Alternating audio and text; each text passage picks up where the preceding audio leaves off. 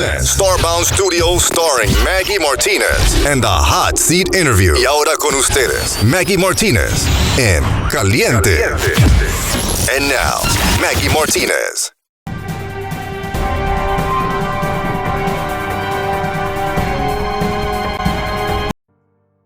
Here he is, Senator Emanuel Jones. He is a member of the Georgia State Senate, District 10. He represents Henry and DeKalb counties. Emanuel Davey Jones is an American politician and businessman who has served in the Georgia State Senate from the 10th district since 2005. Isn't that great? He has a BS from the University of Pennsylvania in electrical engineering and an MBA in financing accounting from Columbia University. Not only that, and maybe you don't know this, he has commissioned as a second lieutenant in the U.S. Army Corps of Engineers in 1980 and rose to rank captain. Now, what is the difference between the state Senate and the U.S. Senate? The state Senate has 56 senators, and the U.S. Senate, which they're over there, in Washington, D.C., we have 100 senators. But Georgia only has 2, John Ossoff and Warnock. That's right. Welcome, Senator, to the Hot Seat Interview, finally. Now, a lot of people out there don't know really, well, not everyone, but a lot of people don't know that the Georgia Senate sets the state annual operating budget, which is very important, and to create and amend a variety of laws on topics ranging from healthcare to public safety. And the question is, Senator, what is your signature bill, and if this bill was signed by the governor? Well, Maggie, thank you for allowing me to come on your show today. I have some things I'd certainly like to share with you in regards to my signature legislation. I have to admit, though, I have many signature pieces of legislation. But I will say that there's one bill that I introduced. This goes back about 9, maybe 10 years ago. Mm-hmm. We had an incident in Henry County dealing with a flower shop, and it was an eminent domain issue. Mm-hmm. This is back when Governor Deal was governor, and I took it upon myself to draft legislation that spoke to the issue around eminent domain. Essentially, eminent domain is the authority of a government to seize property that they have to pay you for. That's right. And I don't know if you know, but where the present city hall is for the city of Stockbridge is where that old flower shop used to sit. Incredible. That's incredible. So eminent domain is really important that people understand that eminent domain is when the government needs that land, and they will pay you to get it back. Not necessarily sometimes you get the money that it's worth, but it is what it is, right? If they need it, they need it. You presented a bill, SB 21, for the city of Stonecrest in DeKalb County, which limit voting in the event of a tie of the council. Why this bill was necessary, and right now, just so you know, thousands of Georgia voters are being challenged about their eligibility to vote. And this is a great concern. What can you tell us about that? Well, Senate Bill 21 only applies to the city of Stonecrest. And that bill essentially changed the charter for the city of Stonecrest. And the part that it pertains to voting deals with how the mayor should vote. It also deals with how the city council should vote. It doesn't have anything to do with the average citizen. In our great state, the rules and the laws surrounding how citizens vote is determined by state law. This was a local bill that only had the impact on the city of Stonecrest. And the reason why this bill was introduced is because you may recall Stonecrest had a mayor that had some issues in terms of credibility and ethics. Yes. So this bill codified in law that relationship between the mayor, how the mayor should vote and when the mayor should vote, and of course the city council. Essentially, Senate Bill 21 created a strong city council form of government like most of the cities in our great state have. And with a strong city council, of course, the mayor would only vote in the event of a tie. tie, similar to what we have in the city of Stockbridge and the other cities in our great state. The challenge people are confronting in terms of their votes. This organization called Voting Georgia, is challenging the people that they are registered to vote, but in a sense, if they have a PO box, they're challenging that too, which is not okay, right? Because you want to put your PO box, you don't want to put your address. In terms of legislation, is anything we could do about this, or what should be the course of action to avoid being challenged by someone? Excellent question, by the way. And certainly the most important issue confronting us as we move into this election cycle and election day on November 18th is everyone having access to the ballot. And I couldn't agree more how critical this is of an issue when we talk about voter registration and ensuring that every citizen vote. Please know that as a member of the Democratic Party, that we have other partners that's working with us to ensure that that happens. It's important that when you apply for a ballot, an absentee ballot, and hopefully you're registered to vote by now, that all those particular line items on that ballot are completed correctly. That's the only way that the state will know whether or not you are living at the particular address that you're living at. And trust me, you may recall about 4 years ago, our then Secretary of State, who was now our governor, by the way, got sued for about 50,000 names that were removed from the ballot roll because of this very issue. Everybody's concerned about what's going on. The way they present the laws, and certainly they have the majority within the state legislation here in Georgia. And we see that people are not trusting the system. And also we are seeing people that they go and vote and they don't vote. And I want people to understand something. If you are registered to vote and you voted in the last 2 presidential elections and you were taken off the list, and certainly you're not going to be in the list. They're going to take you out. But if you are registered to vote and you know you're registered to vote, and when you go and vote, you're not there. You're supposed to vote anyway. I want you to understand this because a lot of people, they turn around and they don't vote. And this is crucial for this election. That's correct, and it is crucial. We don't want people to turn around if they are stood in line and they're at that polling booth and they're able to vote. And I just want to say that if you're at a polling booth and someone attempts to turn around, ask for a provisional ballot. That provisional ballot allows us to go back after the election and certainly prior to all the votes being counted and make any necessary corrections to ensure that your vote will in fact count. Do not allow anyone to turn you away from the voting booth, from the voting precinct. And if they perhaps cannot find your name or something is misspelled, please ask for a provisional ballot. Ask for it. If you don't ask for the provisional ballot, it's not going to happen. And a lot of people don't know this. Your vote will go in a different envelope. This is important that you know that. Then the lawyers of the Democratic Party and all the organizations that are working with this will look into each one of them. Why I'm saying this? One vote, one man, right? That's what they say. Yes. By one vote, one. That's all you need to win. I recall one of my customers, she won by 3 votes. We went to court. She won first by 16. And then when we went to court, she won by 3 votes. 3. So that's telling you that it's very, very important that you ask for your provisional ballot. Follow up with it because you only have 5 days to follow up with your provisional ballot by law. That means you have to go to the voter registration office and make sure you clarify your record. So that way it's much easier for the lawyers to work with your case. But your vote will be counted, okay? I am so glad that you are part of the Senate Economic Development and Tourism. Yes.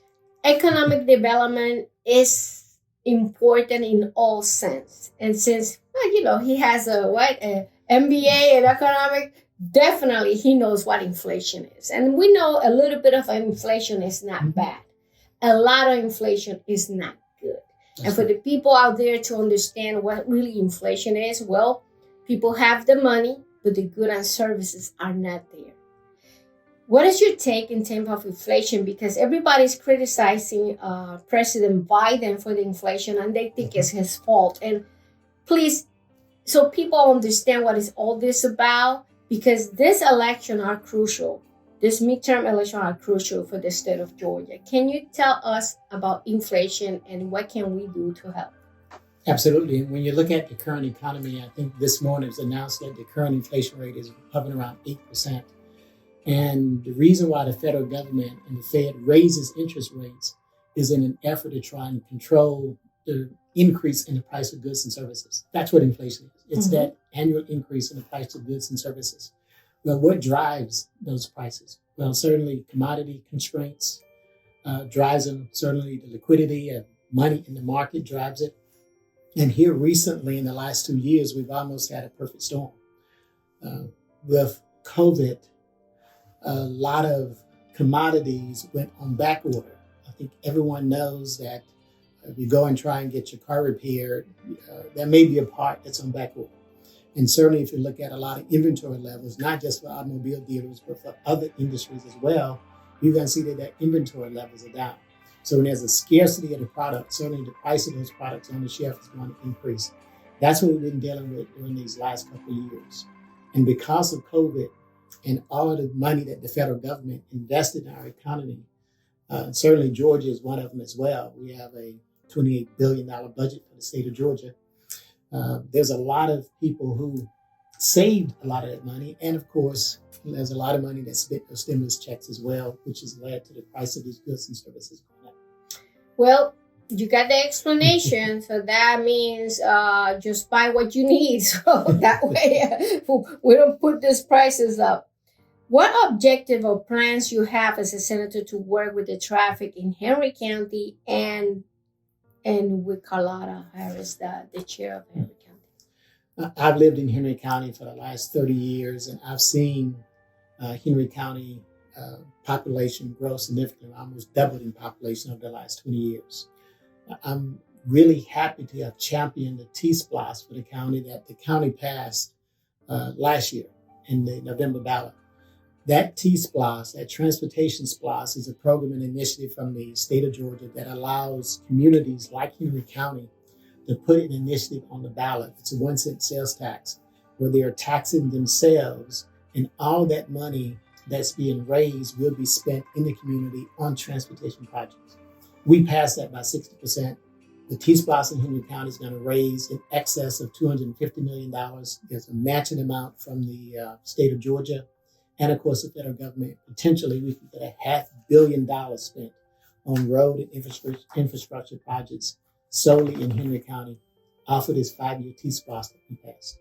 So guess what? Senator Emanuel Jones was appointed to the Economic Impact Infrastructure Committee by Governor Kemp.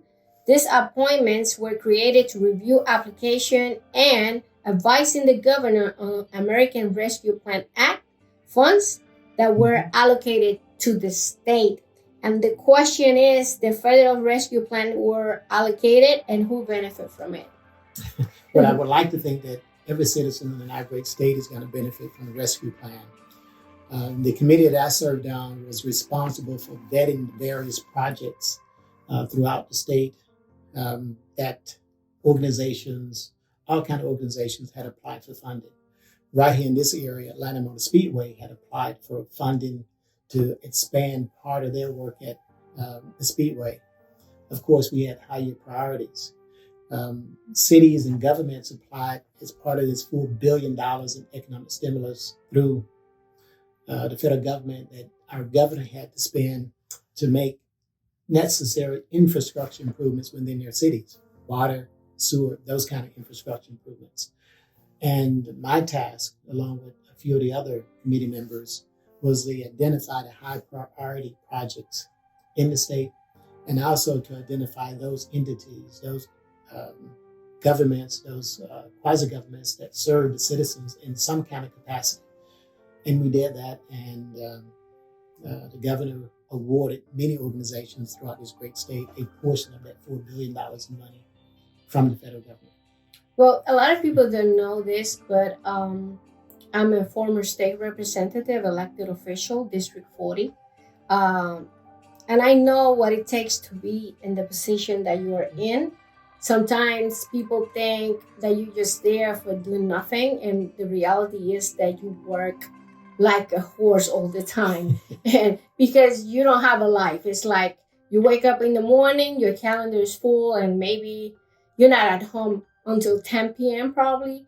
But what are your plans for District 10 and what you want to accomplish at the end of your 2-year terms?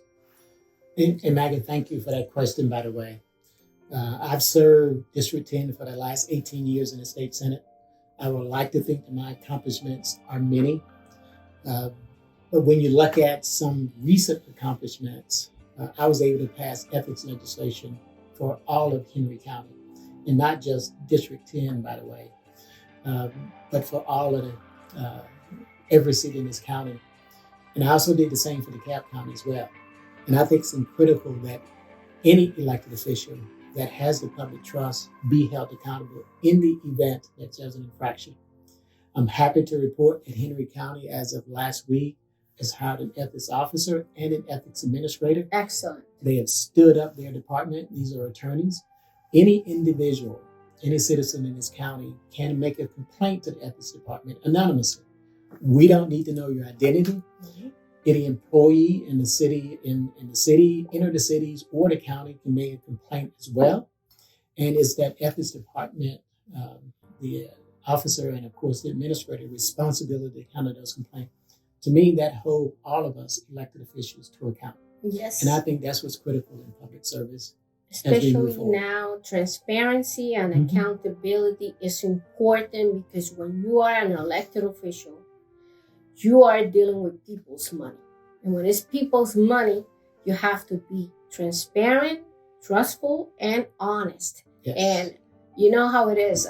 Sometimes people don't understand where they're getting into. And they think they could do whatever they want. But I'm glad you passed that legislation. Certainly. Thank you. How you want people to remember you, and what will be your legacy? Well, I would like to think that I have a lot more work to do in the community and, of course, in service to our great state. But I would like to be remembered that he's a person who tried to help everybody. That's right. And tried to bridge some of those divides between us politically, us racially, and certainly some of those divides between us economically. I want people to know that I've reached across all of those different factions and continue to serve each one with as much vigor and as much passion as I have. I believe that everyone should be represented, regardless if you have $1 or $1 million. It does not matter. And in the end, just somebody say that at least he was fair. That's important. He was fair. He's being humble. I want you to know he was when he graduated from high school, he was a valedictorian, right? Yes. So imagine that, he has a brain that is blessed by God, definitely. He's being humble. Senator Emanuel Jones has served this community in so many ways that you don't have an idea. So look into his website and check what he has done. Go to the state website also, because you could see all the legislation he has presented now and in the past. And this is important that you really know who you're voting for, okay? You don't have a contender for this election, isn't it? Not in November. I do Not in have November. a Republican running against me now. So you know what that means, right? You know what that means? Respect. Respect. People who respect him. This is like John Lewis. This is our John Lewis here in Henry County and DeKalb. And I know you're going to have many, many years to come that you're going to serve the people of Henry County. Where people can contact you? Well, I like to think that I'm easily accessible.